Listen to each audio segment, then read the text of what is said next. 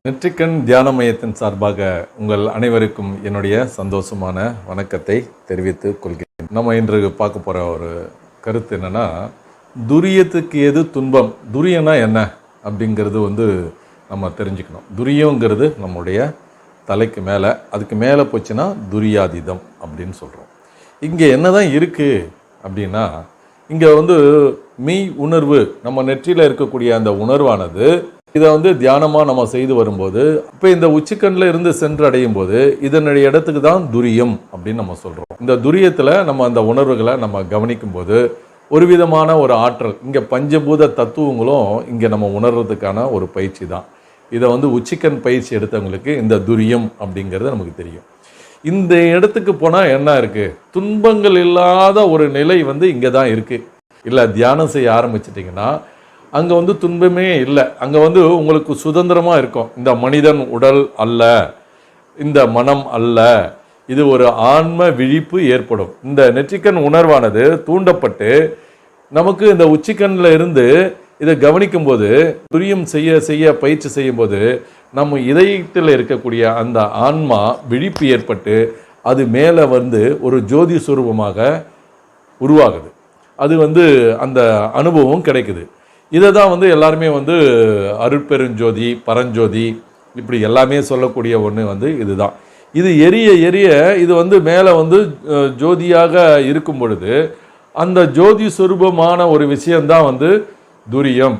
துரியத்தில் தான் அந்த ஜோதி கலக்கு. அந்த அது எரிய எரிய அது எரிஞ்சிக்கிட்டே இருக்கும்போது அது ஒவ்வொரு உயிரிடத்துலையும் கலக்கக்கூடிய ஒரு ஆற்றல் அந்த துரியத்தில் இருக்குது. அப்போ நம் உடல் அப்படிங்கிறத விட இது எல்லா உயிரிலும் இருக்கக்கூடிய ஒரு பொருள் அப்படிங்கிறத நீங்கள் அந்த இடத்துல உணர்வீங்க. ஒரு சுதந்திரம் உங்களுக்கு கிடைக்கும்.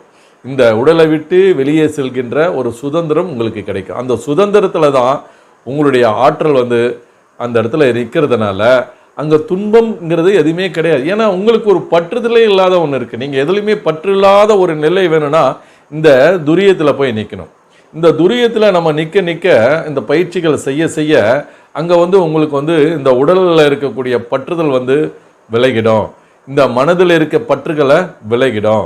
அப்போது உங்களுக்கு இந்த ரெண்டுத்தில் இருக்க பற்றுகள்னால தான் நீங்கள் ஒரு உயர்ந்த நிலையை அடைய முடியாமல் துன்பம்னு சொல்கிறீங்க. இந்த உடலால் துன்பம், மனதால் துன்பம் அப்படிங்கிறது தான் இருக்குது. இந்த ரெண்டு துன்பங்களால தான் நம்ம இவ்வளோ சிரமங்களை நம்ம ஏற்படுறோம். இந்த ரெண்டு துன்பங்களையும் நீக்கக்கூடிய ஒரு ஆற்றல் இந்த துரியாதீதத்துக்கு உண்டு. நீங்கள் இங்கே இருந்தீங்கன்னா உங்களுக்கு துன்பமே கிடையாது. துரியத்துக்கு ஏது துன்பம் அப்படிங்கிறது தான். அப்போ உங்கள் துன்பம் இல்லாத வாழ்க்கைக்கு நீங்கள் எங்கே வரணும்னா இங்கே தான் வரணும்.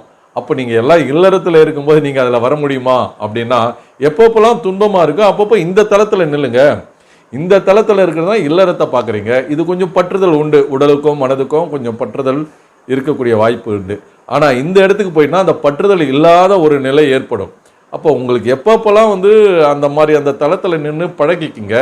பழகும்போது ஒரு காலகட்டத்தில் நீங்கள் இந்த உலக வாழ்க்கையை நமக்கு வேணாம் அப்படின்னு ஒரு சூழ்நிலை வரும்பொழுது இது நிறையா போங்க.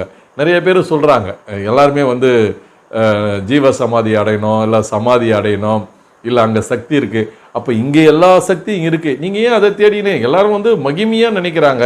இந்த சித்தர்கள் இது சம்பந்தமான இந்த ஜீவ சமாதிகள்லாம் போயிட்டு உங்களுக்குள்ள எல்லா சித்துக்களும் செய்யக்கூடிய ஒரு தலம் இந்த உச்சி தான், இந்த துரியம் தான். இந்த துரியத்துலேருந்து எல்லா சித்துக்களும் உங்களுக்கு நடக்கும். நீங்கள் இந்த இடத்துல நின்று பாருங்கள், இந்த இடத்துல தியானம் செய்து பாருங்கள், நீங்கள் எதிர்பார்க்காத விஷயங்கள் எல்லாம் நடக்கும். நீங்கள் எதுவுமே அதில் பற்றுதல் இல்லாமல் எனக்கு எதுவும் தெரியாது, நீ தான் எனக்கு எல்லாம் பார்த்துக்கணும் அப்படின்னு விட்டுருங்க. அப்போ பாருங்கள் உங்களுக்கு எல்லாமே நடக்கும். இதில் இருக்க பழக பழக இந்த பழக்கம் ஒரு அற்புதமான ஒரு பழக்கம். துன்பமில்லாத ஒரு நிலை. மனசில் 1000 கஷ்டங்கள் 1000 துன்பங்கள் இருந்தாலும் அந்த இடத்துல போய் நின்றுட்டோன்னு சொன்னால், அந்த தளத்தில் நின்றுட்டோன்னா அவ்வளோ ஒரு அமைதி, அவ்வளோ ஒரு சந்தோஷம், அவ்வளோ ஒரு மகிழ்ச்சி. இதை விட வேற என்ன வேணும்னு நினைக்கிறீங்க? நிம்மதினா எங்கே நிம்மதி கிடைக்கும்? இங்கே போய் நின்னா உங்களுக்கு ஒரு நிம்மதியான ஒரு சூழ்நிலை உங்களுக்கு ஏற்படும்.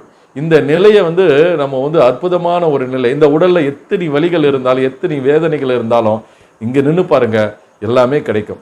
இதுக்கெல்லாம் மூல காரணம் என்னன்னா உங்களுடைய பீனியல் கிளான்ஸ். இந்த பீனியல் கிளான்ஸில் இருக்கக்கூடிய அந்த உயிராற்றலானது அது இது வழியாக வருது. அந்த அண்ணாக்கு வழியாக வந்தாலும் முதுகுத்தண்டு வழியாக வந்தாலும் பல வழிகள் இருக்குது. ஒரு வழி இந்த இப்படி முதுகுலேருந்து நெற்றி வழியாக உள்ள யூட்டன் போட்டு அது அங்கேருந்து போகுது. இது ஒரு வழி. இன்னொரு வழி பார்த்தீங்கன்னா அண்ணாக்குக்கு மேலே இருக்கக்கூடிய ஒரு வழியாக இருக்குது. அதே மாதிரி முதுகு தண்டுலேருந்து பிடரி வழியாக போகிற ஒரு வழியும் இருக்குது. இப்போ இப்படி பல வழிகள் இந்த உணர்வு தலங்கள் வேலை செய்யுது. அந்த துரியாதீத நிலைக்கு, இந்த துரிய நிலைக்கு இல்லை துரியாதீத நிலைக்கு நீங்கள் போகும்போது உங்களுக்கு துன்பம் இல்லாத ஒரு வாழ்க்கை, நிம்மதியான வாழ்க்கை நீங்கள் வாருங்கள்.